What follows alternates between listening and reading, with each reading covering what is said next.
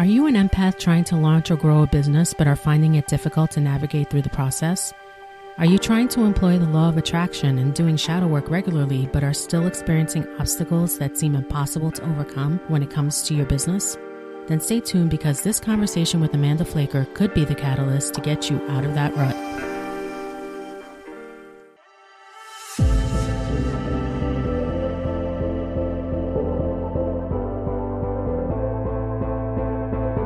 Welcome to Launching Light, the podcast for lightworkers and spiritual entrepreneurs to get tips and inspiration to launch their light in the world via their sacred business. I'm your host, Coach Bianca from FuelYourMagic.com. Are you seeking ways to raise your vibe to rise in your business? If so, keep on listening. Welcome to episode 15 of the podcast where I chat with Amanda Flaker. Amanda describes herself as a YouTuber, content creator, and coach for empath entrepreneurs. But I feel, and you'll most likely soon realize from this interview too, that she is so much more. She is definitely tuned into divine wisdom, channels it, and expresses it in language that is so relatable and easy to understand. During our conversation, just a few topics we touch on are the unique obstacles of running a business as an empath, the lack matrix versus the abundance matrix, shadow work and shadow contracts, and so much more. Enjoy the episode. Hi, Amanda. Welcome and thank you for joining me today. How are you? Thanks for having me. I'm great. How are you doing? I'm doing really, really well. I'm really excited to dive into this discussion about empath entrepreneurs. I feel it's so important now more than ever to get empath entrepreneurs activated and serving where and how they came to serve. So I've been following you for quite a while and I feel like your work is so crucial for this. That's why I invited you here. So I feel like your focus and your guidance is really connected to the flow and the direction that humanity is heading towards. And it doesn't feed into what is being dismantled currently. I know you get what I'm talking about. Yeah. And I'm so thrilled that you're here and that you accepted my invite to be a guest. And I have a ton of questions. So I'm hoping that I can get through them all and not have a ridiculously long podcast, but let's try. All right. So are you ready to get started? Yeah, let's do it. Okay, cool. So I provide a brief pre-recorded guest intro for every podcast, but I do love to start off with asking each guest to introduce themselves. So can you describe a little bit about yourself and your business? Sure. Yeah, I would say primarily I'm a content creator and a mentor. I've been on YouTube for, I think about 7 years now in terms of actually consistently producing content. And I really just started out sharing things that I was curious about, curious to see if anyone else resonated with, honestly. I didn't really start out with a plan to do a business around this. I didn't really know what I was doing. I just wanted to start the conversation, and it turned into something so much more and so much bigger than I expected. But after putting content out for a while, I started having people ask me if I could work with them personally. And so I started doing that. And then I realized it seemed like where my passion was and where I felt really excited is working with other entrepreneurs, and especially ones who were kind of where I was when I first started. And that it created a whole different conversation around what it means to create a business when you're empathic, when you're sensitive, when you're not the typical kind of type A 9-to-5 personality, when you don't really resonate with the way business has been done typically historically in the lack matrix. And so I just started really experimenting and doing things my own way. And it evolved into something, like I said, so much bigger than I expected. But I now primarily work with and speak to, on my YouTube channel, empath entrepreneurs. Was it difficult for you to take it from just speaking about what you wanted to speak about and connect with people to see if there were people out there like yourself and transform it into turning into a business? Was it difficult for you? Because I've noticed that so many empaths have a hard time getting started in business. So it's so many obstacles come up and, I'm just wondering if you had any obstacles that you had to overcome when you first started to say, oh, I'm going to start coaching now because people are asking for it. now what? Yeah, of course I did. I think the biggest thing I realized was where I had shadow contracts, where I did things that were out of alignment because I wanted to please people or do the right thing or say yes to everything or just say yes because I needed money or it's trying to speak to everyone in the beginning. But I would say the biggest thing was having to overcome that voice, that inner voice that says, who do you think you are? Why do you think you have anything to offer? Who gives a damn about what you have to say? Like that sort of voice. And I really started seeing, as I did YouTube and as I just started challenging myself to speak anyway and to do it anyway, even regardless of that voice, I saw how much of a psychic connection we can have with our audience when we're online, and how your deepest fears will be reflected back to you. And then I started seeing how that my audience was honestly responding to the thought stream that I was tuning into. So when I started getting really nuanced in the sense of paying really close attention to what I truly wanted to talk about, who I truly wanted to talk to, what my soul was truly urging to say, and move towards that regardless of that inner voice, it seems like that's when things really started taking off. And I started feeling like I was getting the hang of this psychic conversation that I'm having online. And it also is when I started realizing how much the internet is a reflection of the astrals, and how when I set things up from the inside out, I lined up so much easier than when I tried to set things up from the outside in, like try to get all the outside stuff perfect and then hope that on the back end I would manifest the clients I wanted or the audience that I wanted. But it actually was the opposite. I had to really it was so interesting, because in the beginning I found myself so often catering to the energy that would come in instead of letting my soul's creative urge lead it. I don't know if that's making sense what I'm saying, but that's totally overcome.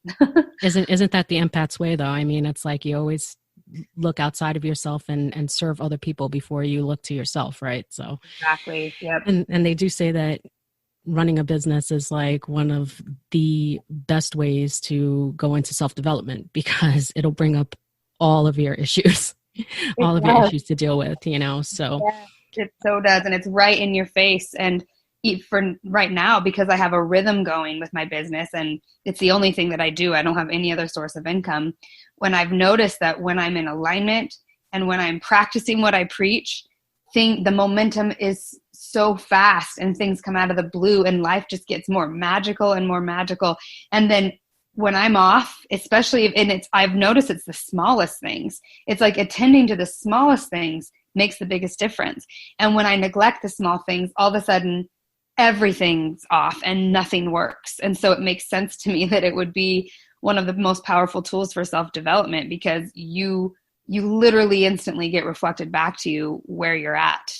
Right. And would you say that those small things a lot of the time have to do with things that serve you for your highest good, what you need for yourself to be happy and enjoy and feeling good? Yes, it's that what you just said a minute ago about how empaths tend to put other people first or not tune into what they need.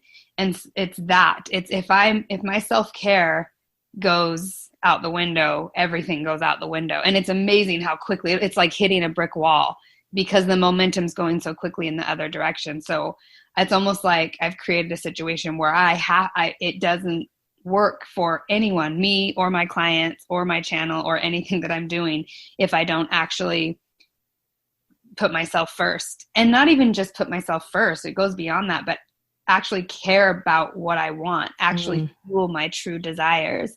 That's where the rhythm and all the power is when I'm tuning into my true, like I said, creative urge. Right. It's sort of like that saying that, it's become so cliche, like, you gotta drink from, a full cup or whatever, like, or put the mask on yourself first before you help others, or, and, if you don't include yourself in the equation of, helping others, if you're not included, then it's not complete. I mean, I think that's a Rumi quote or something. So it's like, it's become so cliche, and it's like, yeah, I know, but knowing and actually embodying that are two different things. And I feel that that's where your teachings about the lack matrix and the abundance matrix are so important, because we can talk about these things all day long and know them mentally, but it's like we're so programmed in lack that subconsciously we just can't, it's very difficult to get out of it because we're so programmed. That's why Right. I feel like understanding the actual programming of what we're in and how to get out of that is so important. So if we can like backtrack just a little bit, because you have your own kind of languaging. I love your languaging, by the way. It's very to the point. Can you just give like a rundown of what your definition of the abundance matrix is, the lack matrix is, the definitions of each, and also what are shadow contracts? Because you mentioned that before as well. Yeah, I would say those three things that you just mentioned have been the crux of everything I've been pulling through and understanding. And I think when I was going through everything that I talked about earlier, which is understanding how to run a business and what actually was useful and what wasn't, and what motivated me to do things that were out of alignment, I realized when I started looking deeper at like, why do I have these habits, or why do I do these things that, or why do I naturally cater to others, or why do I take a client even when my intuition says no, she's not right, or he or she's not right for you. And in the beginning I did that a few times where my instinct would just say that's not a good fit, but I would do it just because I needed money. And then I really started tuning into, what is this survival thing? I need money. And why do we sacrifice when we need money, or when we're in situations where we feel like there's only two choices? Well, it's I either take this client or I don't have money. And I started realizing that every time I would compromise or sacrifice, I was in an either or scenario in my mind. And I started asking myself, is it true that if I don't take this client, I won't have money to pay my bills, for example? And when I really started digging into what was really motivating that, that's when I started realizing it's a core belief in lack. It's a core belief that there's not enough.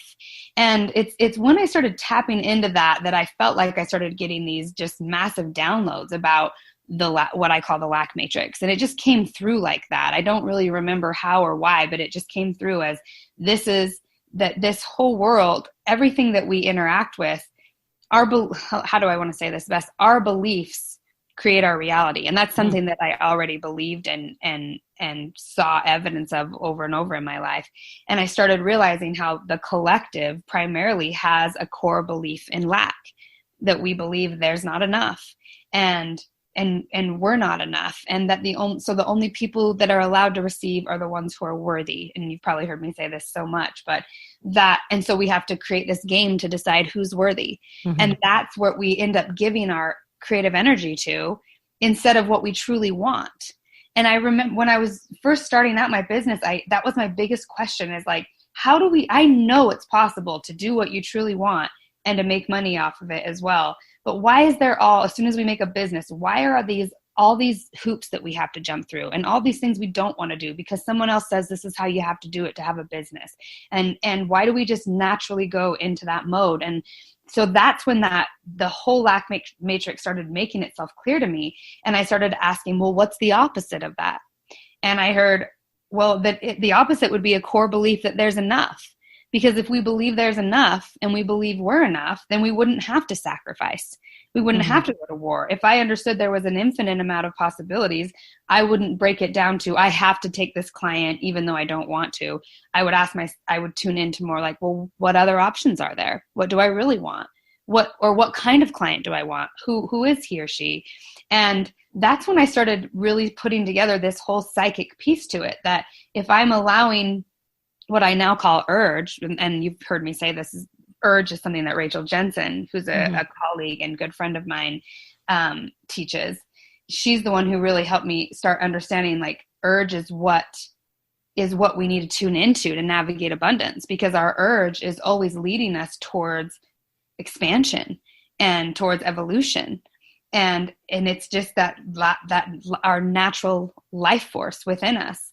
And so when I really started tuning into abundance and realizing, okay, if there are an infinite amount of options, and if at a core level there is enough, what does the world look like what does my world look like when I operate from that space? And that's when I started realizing, oh my gosh, this is the heaven on earth piece. Mm-hmm. Heaven on earth means we're not living in lack. We're not living in sacrifice. We're out of that whole matrix of sacrifice because our needs are met and there's enough.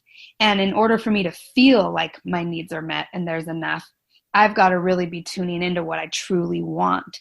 And that's when I realized, wow, we are so programmed to be out of alignment with our urge because we are so programmed to sacrifice, because we so at a deep level believe there's not enough. And we've all experienced trauma. Lack literally is trauma. All trauma comes from a belief in lack, mm-hmm. or from an experience of lack, of not having enough. So I realized, wow, this is where the healing is. That to me, it was like breaking it down to the bare bones of like, this is the crux of it all. And I want that core programming in me shifted. How do I delete the old narrative, the old program, and the way that it functions? And how do I navigate differently? And that's when I started realizing lack is a reward and punishment system. Like when you determine who's worthy and who's unworthy, who's worthy, you give love, you love bomb, or you get what you want, or that we give attention to, and who's unworthy, we punish, and we cut out of our lives, or we shut out. And I started realizing all the ways that we navigate our life when we're basing it on survival and lack versus how we navigate when we're in our joy, when we're in our hearts, when we're in abundance, when we are in our urge. And I've just made it my sole intention to navigate my life via abundance rather than lack. Wow. That is a huge, huge shift. Yeah, it is massive. And I'm still learning. I mean, deprogramming takes so much time because it's so, like I said, we're born into it. We've been so deeply programmed with it. The collective reflects it back to us over and over. People think you're crazy if you don't believe in the either or scenario. Right. But once I really started now I have red flags. I know if I'm being presented with this idea, it's this or that. You make one decision and it's the choice between two evils. Instantly you're in lack. Right. That is not true. There is an infinite amount of realities. We're just not thinking creatively enough when we put ourselves in that situation. Right. You had mentioned that we're like deeply programmed, and it's a psychological thing, but I also think that it's a biological thing too. It's probably in our DNA from doing this over and over and over again. And I really do want to get into the physical part a little bit later. And I can see like how the lack matrix, how it's like played a role in terms of like empaths having businesses, creating businesses, because like I think back about like how I feel like completely allergic to the idea of routine, like 9 to 5, like being on the hamster wheel, and you have to ask permission to go to the bathroom practically. I'm so allergic to that. And I think most empaths are, but they do it because they feel that they have to, and that's just the way that it is because of the programming. Yep. And also like when I think about marketing, like now you're in business, right? And you're on social media, or you're doing a Facebook ad, or which I can't stand either. I can't stand ads, but you see, I'm very anti-marketing. Just the idea of the way marketing is set up to trigger the audience to feel like they're unworthy. So in order to be worthy, you have to give me money, and I'll show you the way to be worthy and to be better. And it's just so icky. And I mean, how do empaths get over that? How can they connect to abundance and not be so attached to the lack matrix, and reorient their thinking so that they can overcome that and actually share themselves with the world and what they want to do with people? Because I feel that's like one of the biggest humps and hurdles to get over. For sure. Yeah. Well, for me, what has really helped, well, first of all, we have to understand that when we're in survival, which is the lack matrix, survival mode, the mind is what's leading it. The mind's in control. The mind it's trying to keep us safe, and it doesn't have access to abundance, which is the heart. The heart is the space where all things exist, and where sort of that it's infinite space, it's infinite potential. So when the mind's in control, it is limited. And the mind, in order to get free from being controlled by the mind won't do something unless it sees there's logic to it. It's the mind is based on logic. So I had to start understanding that the lack matrix was nonsensical if my ultimate goal was thriving. And my ultimate goal for the planet was thriving. And I knew that I know it's a possibility. You see evidence of it. We know people do thrive, and people can live outside the system, and people thrive outside the system. So I knew it was possible, but I had to see that the tactics of the lack matrix were nonsensical. And then I had to look at, well, so again, what would be the opposite of that? And what's more sensical? And that's when I really started tapping into the body aspect, which you brought up. But the tech of our bodies, if we really understood how our electromagnetic field worked and how our psychic abilities work and the role our emotions play in that, and how that is literally primarily responsible for the energy we're pulling in, the circumstances we're pulling in, and the things we are repelling from us.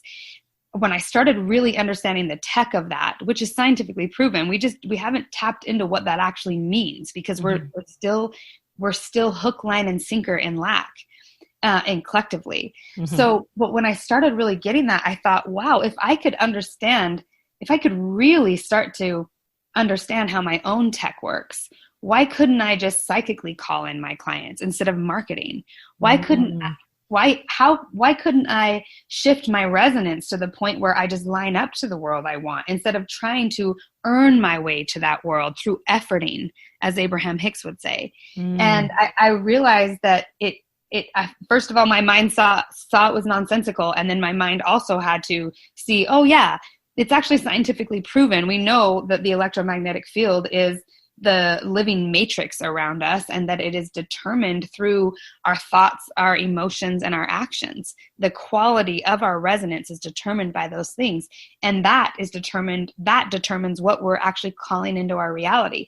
So I realized I just have to master that.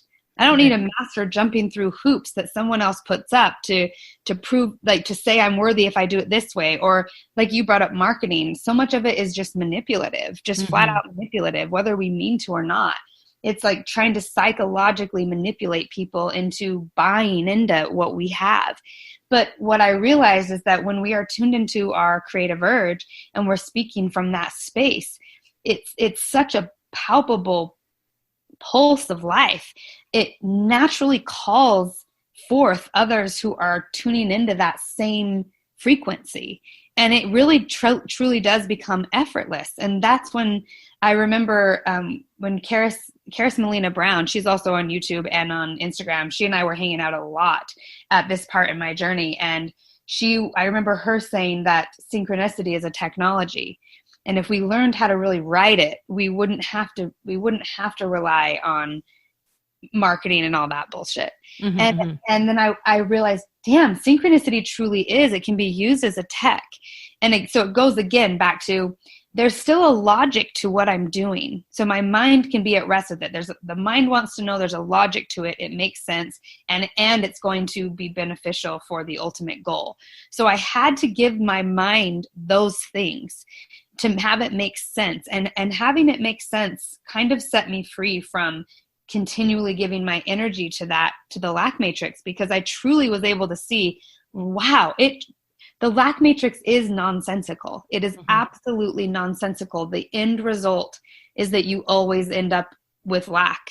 You just create the same situations over and over and over and over, just slightly different characters in the roles. And so that's kind of how, I should say, I set myself free and just gave myself full permission to just do it a different way. And I knew I was experimenting. I knew there was risk involved with that, but that actually seemed much more adventurous and fun than jumping through the hoops. I just can't stand the whole hoop bureaucracy thing. Yeah, that's crazy. It is crazy. Yeah. I think that was one of the things that attracted me to you in the first place to begin with, was that the way that you were reaching out to people. I must have heard your call psychically. Yeah. And I'm like, and I'm sitting there trying to figure out, because I like to look at businesses as a hobby, right? I like to see what people are doing on their websites. And, I find it interesting how people go about putting their work out there. And I just loved how you would speak on what you were speaking on. And then you're like, well, I have this program coming up. And if you're interested, links there. Like, it was just so like laid back and so like, it is what it is. And if you resonate, cool. And if not, okay.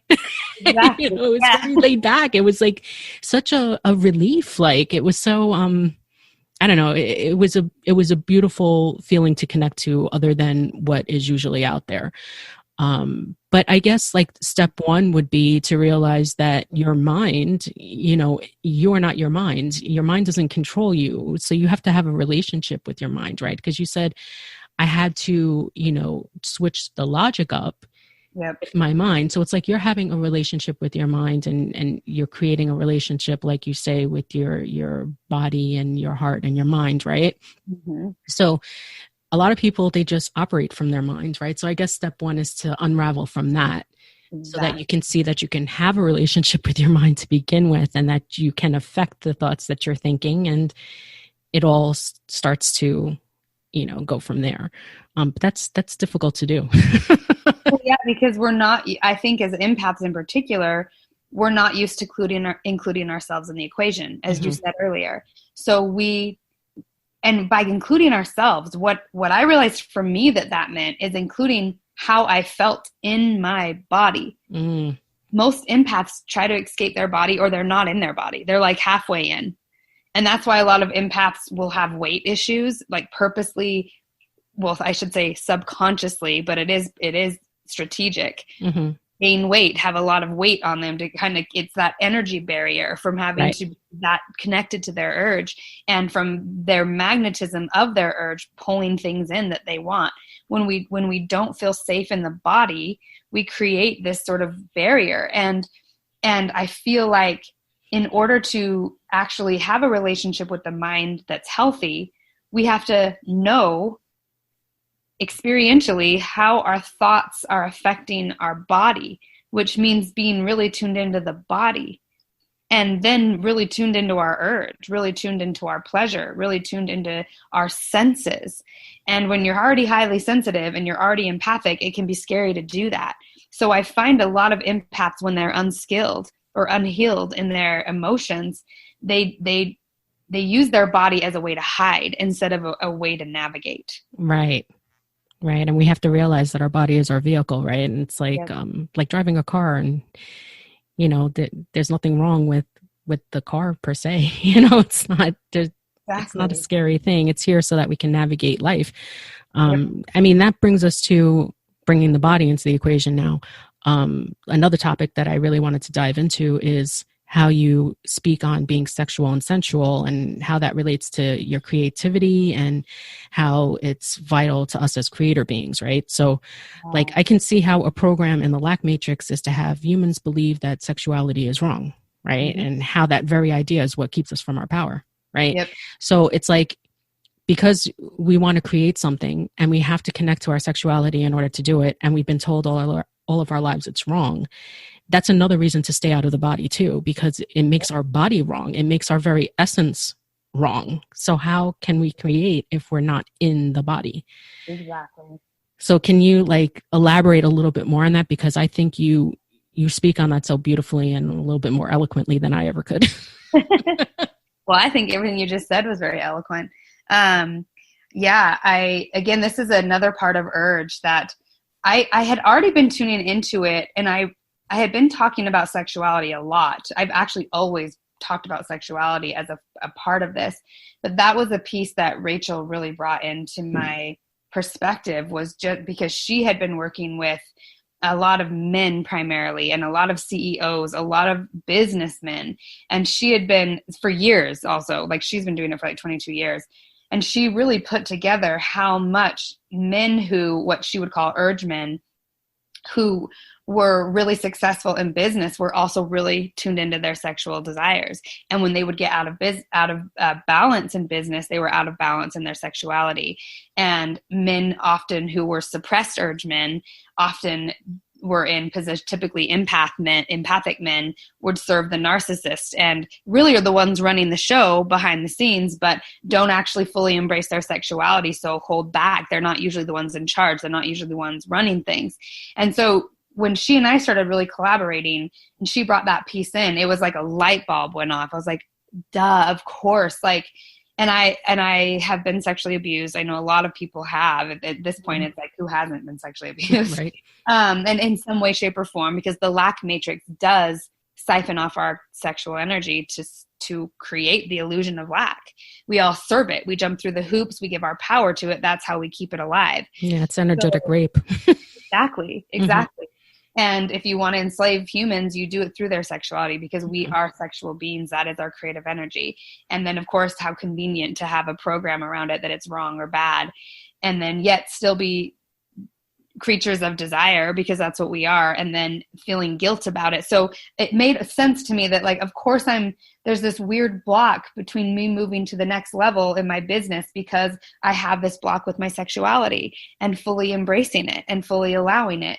And we so often think that embracing your sexuality means being promiscuous, and or even that it's necessarily about sex itself. Right. Sex is a part of it, but that's actually not what, when I speak about it, it's not really what I'm referring to, even though that is an extension of it. Really what I'm referring to is our relationship to life and how good that relationship feels. And we all want to thrive. Even when we go into business for ourselves, we're doing it because we want to feel better. We want to thrive. We don't want to be under someone's thumb. But if we can't let our urge lead it, and this is what I realized in the beginning, I was just setting up the same BS. I was even, my schedule and everything was like, I was mimicking what I had done in the 9-to-5 world, and it didn't work. I was miserable and I wasn't disciplined in it. And I was like, what's wrong? Why can't I get this? And I realized it's because my urge doesn't want routine. It just doesn't. It wants consistency. It doesn't want routine though. It wants something new. It wants to feel alive. It wants to feel like each day I can tune in and say, what do I want to do today? What do I want to tune into? And I started realizing, well, I'm the one making my schedule. I'm the one setting up appointments. I'm the one saying when I'm available and when I'm not. Why can't I navigate my schedule around my urge instead of trying to fit my urge into my schedule? That's very important. That's a very important piece, because you mentioned that most people want to go into business because they want freedom, or they want to not be under someone's thumb, or they want to feel more creative and they want to be more connected to life, which really is what we want deep down. But I think it's like the first thing we always go towards, and it's always over and over again, people say this, I want to help someone else. So it's like, because we're empaths, it's like we don't even want to admit that we want to have joy and freedom and have joyful experiences in life. It's like, well, I want to do this because I came here to help other people. Yep. Because I want to be worthy. That's right. Connected to having to be worthy of it. And so to do that, I just want to help people. You nailed it. So many of my clients say that when I will ask them, well, what do you really want to do? Or what do you feel urged for? Well, I want to help people. And I believe that they do. And I believe that we do, because we can feel, and we know, we've had our own experience of what it's like to be alone, what it's like to not be witnessed, what it's like to not have anyone feel our reality and therefore feel so isolated. So I believe that is a true part of the urge, but you nailed it when you said we're afraid to admit, I just want to feel good. I want to have the best life ever. I want my whole life to feel like it's one big orgasm, one big amazing like experience. And I want to be more present, and I want to be more alive, and I want a lot of money, or a lot of abundance, whatever that equates. I want to feel free inside. I want to feel like I can wake up every morning and do whatever the hell I want, and let my urge lead me. And even when you start really tapping into that, you can feel the resistance around it in the collective. Like, nobody gets to do that. Exactly. Well, must be nice for you to want to do that when these people are suffering over here. And yet we don't realize that it's our creative urge that's going to heal the world. The reason Yep. why we keep mimicking the lack matrix and therefore war and therefore trauma is because we are afraid to embrace our urge. If every human embraced their urge and cared about how they felt and made it a priority, we could heal Mhm. the world overnight. Exactly. It's sort of like, of course, like we want to help other people because deep down inside we know that we're all connected, right? Mm-hmm. Helping someone else is really helping ourselves. But if we put that in the first position and then we totally negate or leave ourselves out, I feel like the driving where it should be driven from is from the inside. So it's like you take care of yourself first and your needs first and admit them and come from that place. Yep. Then you're more open to helping other people from a place of abundance, not lack. Did I get that right? Yes. And this ties right in. You brought up shadow contracts earlier. This ties into shadow contracts because when we don't include ourselves in the equation and we're letting this idea that we have to be good and therefore if I help enough people or if I'm good enough, then I will deserve abundance.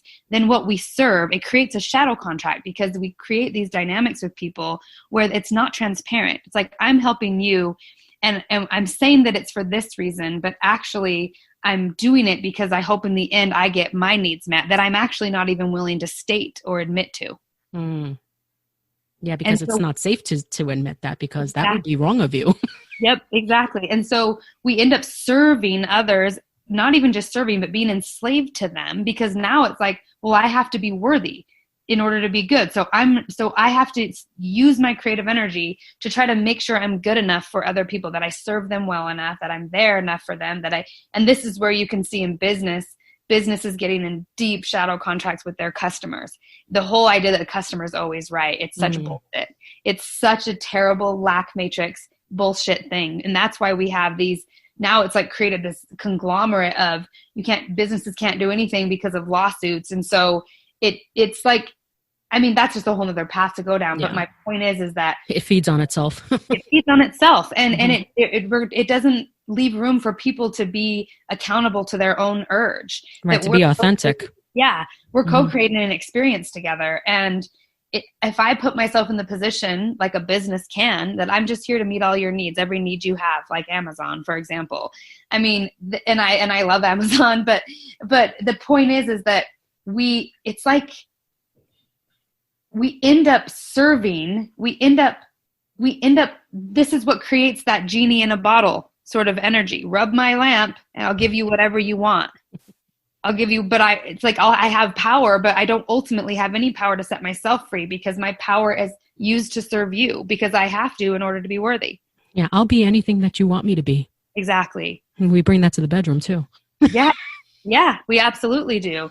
And Mhm. then we wonder why we don't feel seen, Mhm. or no one can meet our needs. Why no one's, because we become, this is why I have the Gen Magic class, because we become experts at meeting people's needs, at figuring out what they need, figuring it out before they even figure it out. Again, businesses study human psychology to the point, figure out the things they need that they don't even need, give it all to them on a silver platter so they can just have a buffet of what they want. Do you see what I mean about it disempowering people, but then Mhm. we're also enslaved to them. So it's that's why the back and forth worthiness thing. Then the customer can be like, well, you're not worthy because this and this wasn't perfect. So now my job as a business owner is to make it more and more and more perfect.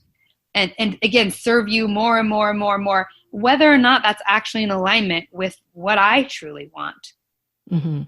or what truly is driving it for me. And then you see cancel culture happening, and it's a perfect example of why the whole enslaving yourself as a genie to your audience is pretty nonsensical in the long run.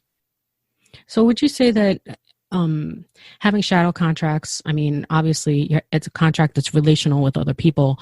Would that, trying to unravel that and trying to get out of shadow contracts, would that be the same to you as doing shadow work? I Yeah. sort of see it to be very similar because even if it's things that you come to believe about yourself, like when you were a child, let's say, what you made something mean about you in a circumstance, creates a shadow, right? And you live with that for a long time until you heal it. It basically is a form of a contract where you had a relation with somebody and it's very subconsciously agreed to by you, by Yep. what you placed upon yourself. So it's sort of the same thing, isn't it? Absolutely. And it plays into the reward punishment system, because if we have some sort of belief that, let's say we had an experience when we were younger that we internalized a belief that we're not enough, Right. we have to earn it or whatever, then we believe, okay, in order to get love, I have to make other people happy, or I have to meet other people's needs, or I have to do this, and then I'll be worthy. And that's when the shadow contracts happens, because we don't believe we have innate worth. We internalize this idea that we can only have worth if someone's loving us from the outside. If we're being loved, or if we're getting our needs met, that means we're worthy. And then we decide, well, what are the things that I do that gets my needs met, and what are the things that I do that doesn't get my needs met? And then we spend our urge trying to figure out what that is and lock into it. And often we create relationships with people where it's like the behind the scenes fine print that's going on, but we don't realize, like, the real contract is, I'm trying to get love from you. I need you to validate my worth. And I'll jump through whatever hoops you set up for me to validate my worth. And that's why the narcissist, this is a narcissist empath dynamic, but the narcissist in that scenario sets up all the hoops and love bombs you when you're doing well, and then withholds love when you're not doing well. And then you just see how, this is how I'm controlled, because I don't have an innate belief that I have worth. And so therefore I'm sacrificing my urge all the time to try to jump through hoops to get love, because I don't believe that love's just freely given or available, or that I'm allowed to tap into it without having first being approved of by something from the outside.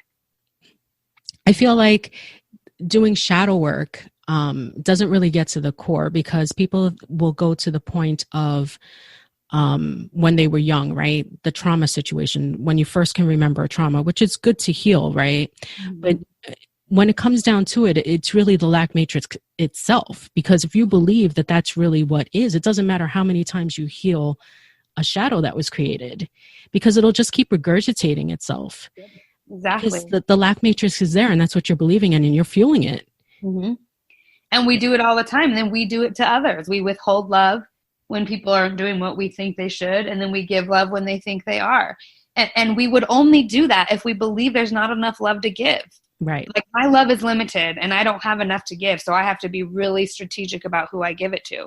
And yes, we do have limited energy in the sense of throughout a day, you know what I mean? Like, unless we're constantly doing things to renew our energy, there are things that drain us, and we do have to be strategic about what we give our energy. But it's more not even about being strategic, but discerning what gives back to me and what drains me. And it's not about this thing's unworthy and this thing's worthy. It's just, this feels better and this doesn't feel as good. And if we could make it that simple, instead of getting worth attached to it, I think it's the quickest way to dissolve lack. It's not about our worth. We're innately worthy, because we wouldn't be here otherwise. You're innately worthy to be alive because you are alive. This miraculous thing happened that you were born through sex, by the way, going back to what we are. So like, we were created through sex, the very thing that we're all blocking and struggling and trying to control and monopolize. And yet it's the essence of what we are. And then we believe that we're unworthy to even be here. Mm-hmm. So we have to hurry. We have to prove why we're allowed to be here and why we're good enough, or why we should be able to live and enjoy our lives. It just really, again, it's nonsensical, but we all subconsciously get programmed with it because it's been in the collective for so long. Yep. We just accept it as what it is. Yeah.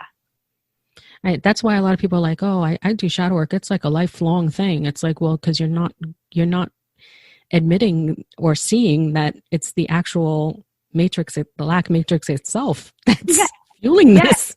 Yes, because if you continually believe you have to do shadow work, it's a worthiness thing again. If I do the shadow work, then I'll be worthy to be happy. I first got to heal this. And yes, I got to check the box. Yeah, I did it. Exactly. It is true that we've got to get out of the insanity loops and the mimic programs, but it's not a box to check off. Like, now you're worthy because you hit all the boxes. It's just a matter of you either line up or you don't. You either line up to your urge or you don't. You either allow your life force and your urge and your desires, or you don't. You either move towards what you want or you don't. And the only reason we don't is when we believe we're unworthy. to do so. And then we're like, hey, what do I need to be? And we're the ones setting it up. Whatever we believe is what we will play out. And we'll notice because we'll treat others the same way. We hold others accountable usually to the same idea. I think it's easier to see people as more worthy than us. For whatever reason, I don't know why we innately hate ourselves the most, but I think especially empaths, but we still will play out the same relationship with others. And that's why healing our relationship to life, to ourselves, others, and the planet is how we heal, how we shift into abundance, because lack is about sacrificing one of those things. Myself, others, and the planet can't all thrive because there's not enough for us to all thrive. So only one or two aspects of us can thrive, but we have to sacrifice something. So we're always looking, okay, well, what is justified to be sacrificed? Hence why we endless debates and endless like virtue signaling and endless, you know what I mean? Like who's intellectually superior, who's morally superior, who's more worthy, who's less worthy, who gets to receive, who shouldn't receive, who should we give our love to, who shouldn't we give our love to? It's such bullshit, all of it, because there's no reason we should be limiting it in the first place. Right. And if everyone followed their urge, everyone would be loved.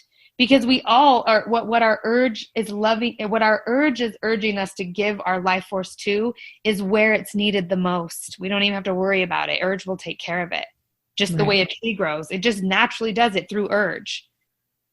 Now, would you say that a key to starting this whole thing might be forgiveness, because you can forgive yourself for the things that you mistakenly thought, or contracts that you had with other people, and then you can realize that if you forgive yourself, it's like letting go, so that you can surrender and you can allow the abundance matrix to come into your life. Yes, I would say forgiveness is key. And a lot of people get really triggered about that because when we are in our healing journey, and especially empaths, because a lot of times empaths will continually sacrifice their urge, and then they resent everyone around them for it. And they feel like, I have been doing everything for the purpose of trying to be worthy. So I'm trying to put everyone first and do everything for everyone. I've been neglecting myself. And now I'm at the point where it's like, I have to follow me. And a lot of times empaths won't allow that until they have to make everyone else wrong first, because then they have permission. If they're the bad ones and not me, then I have permission to follow my urge. And it's just natural to do that. I'm not even saying it's wrong. Right. But a lot of times we don't ever really get to forgiveness, because in that, and when I say forgiveness, I mean forgiveness of ourselves too, because we're not willing to actually take full responsibility of, I'm the one who created this. Right. Instead of like, oh, it's everyone else's fault that I served them and that I gave my energy to them and that I neglected what I truly wanted and sacrificed what I really wanted for them. Well, they didn't ask you to do that most of the time. And even if they did, you still had a choice. And if you're the thing that a lot of times empaths don't get is, it's like we want people to just figure out what we need because we're so good at it. We're good. That's why I call us genies. We are so good at meeting people's needs because we can tune in. We have this, we're really privy to the human condition. And we automatically give it. Exactly. So what I find for most empaths in particular is that when they finally are like, I'm done, they've gotten to a point where they feel resentment. And the resentment is usually what will catapult them out of that dynamic. But the next step to that, and we all do it in our own timing, and it's okay because anger is a part of it, resentment's a part of it, all of it's okay. But we'll never get truly free until we take full responsibility, because all of our power is in that. Otherwise, we still play some version of the lack. Well, now everyone, like now I can subtly, and we forget how psychically connected we are. Now I can psychically subtly send that kind of energy to others. They're not enough. They're not worthy of my love now. Right. So to me, forgiveness, self-forgiveness, or forgiveness of others is a self-care act. So like, I want to go into the self-care. Is there something that, or things that you do for yourself personally that helps you out to like get over these types of hurdles, being an empath yourself? Yes. For me, number one, and it's going to sound so simple, but number one is I've got to be in nature all the time, like as much as humanly possible. And it's because I've realized as an empath, my emotional body is so sensitive, and I so naturally plug into things and people and the grid in ways I don't even realize I'm doing. It happens so automatically. And again, I just going back to how psychically connected we are and how much we influence each other psychically and how much we're picking up psychically from others and how much there is truly a war going on psychically right now.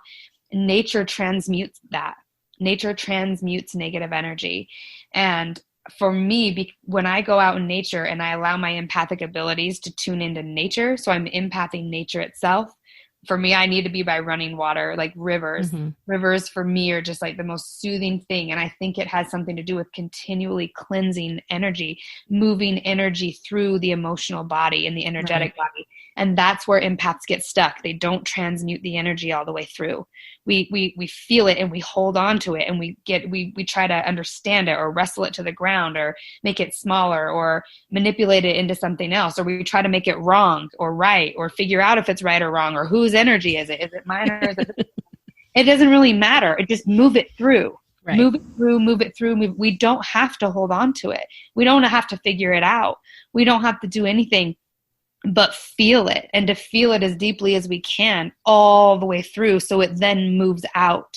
And I know that for years and years and years, my emotional body was just plugged up, which is why I also gained weight a lot. I held on to weight because I didn't process or transmute the emotions all the way through my body. So number one, being in nature, and number two is like being primal in nature, which is also a piece of urge that Rachel gave me, is being primal, getting primal. It's key. Getting primal, and whatever that is for you. But for me, it's hiking in nature. It's being barefoot in nature. It's being naked in nature if I can, if there's no one around. Like it's being in touch with the body. It's a piece of it to fully transmute that emotional energy. We've got to be in touch with our urge. Our urge is what helps transmute it all the way through. It seems nonsensical, even though it's not, but it seems nonsensical that in order to move emotional energy is to get primal, because being primal is physical.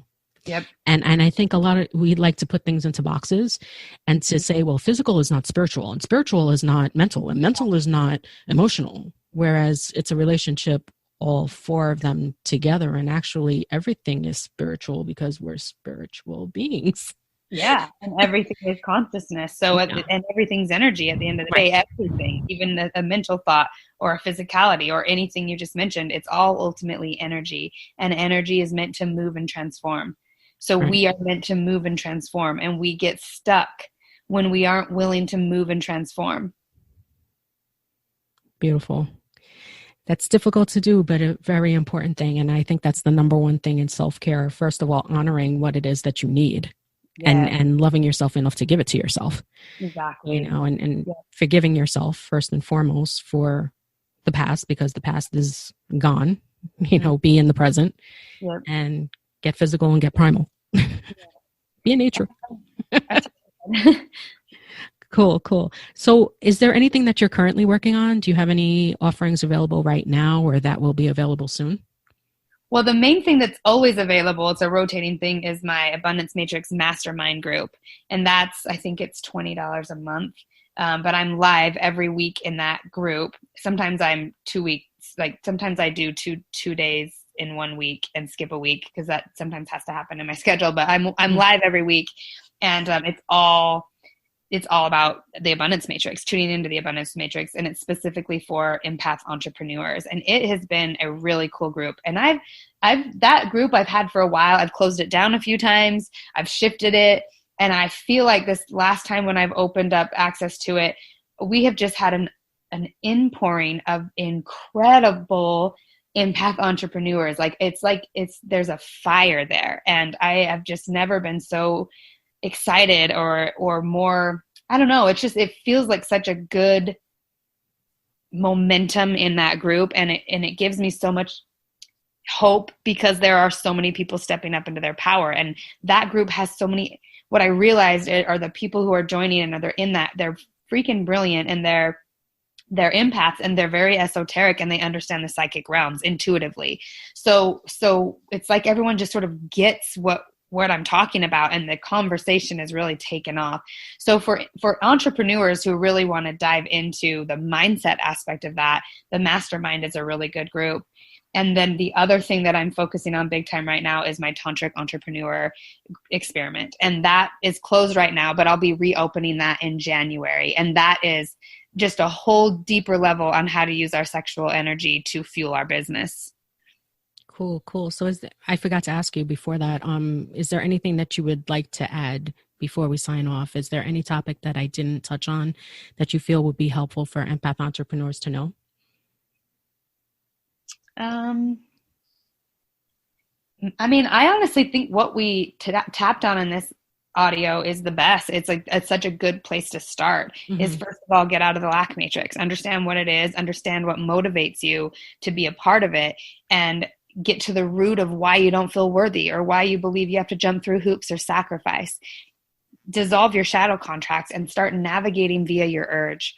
Start navigating via abundance and get primal. I think those are like the key foundational steps for someone who really wants to thrive. And then I feel like when you get deeper in the game, especially like the tantric entrepreneur, sort of the idea that the nuanced ways of using your sexuality to fuel your business and really change your relationship to life itself. I think that's kind of the 2.0 version. Right. You got to strip away all of the stuff that's holding you back from that. And then when you can step into being tantric, then you're ready. Exactly. Yeah. Then it becomes really fun and you're really just learning how to cultivate your pleasure. And your only motivation is, how do I have more pleasure? And it's a lot different than your motivation being, how do I be worthy of having pleasure?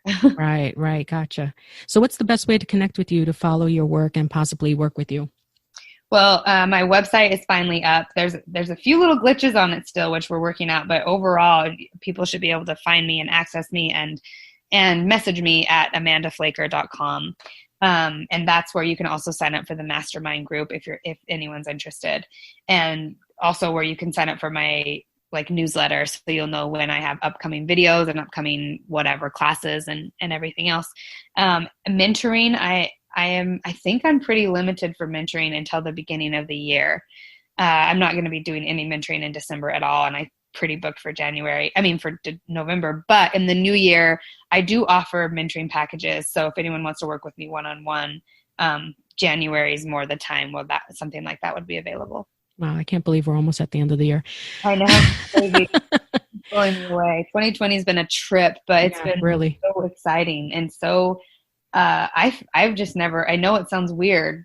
If you get out of the collective narrative and actually just feel energetically what's happening, it is a massive transformative time, and it's powerful. And I think the collective is choosing abundance. Yeah, it's very exciting. It's a very exciting time. Yeah, for sure. Yeah. If you get out of the lack matrix. Yeah. If you stay in it, it's a horrible time. Exactly. You're in, and that's why I remember listening to Bashar once, and he was saying, it was like a year ago or 2 years ago, but he was saying that the timelines are starting to get further and further apart, and it's going to get harder and harder to switch tracks. So it's like, it is really because we are splitting into parallel realities.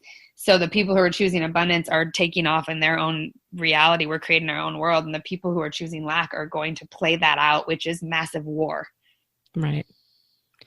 Well, the thing that's the most empowering is that, we have the control within ourselves. Exactly. Just focus on where you need to focus. So thank you so much again, Amanda, for speaking with me today. As always, I'm floored by what you contribute each time you share your wisdom.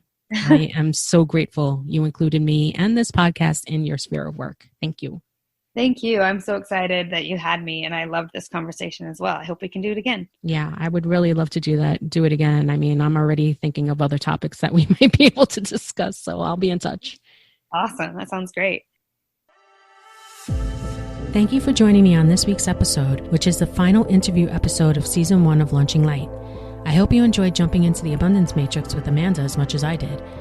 If you love her vibe, check out the show notes for her contact information and give her a follow. If you'd like to work with Amanda, check out her current offering, the Abundance Matrix Mastermind, or sign up to the waiting list for the Tantric Entrepreneur Experiment. I have provided the links for both anywhere you are tuning in. Be on the lookout for the next episode, where I will do a roundup of what I learned so far by podcasting, whether podcasting may be a good fit for you and your business, and what's in store for season 2. I will release the episode in the next few days. Now get out there and launch your light. Have a magical week.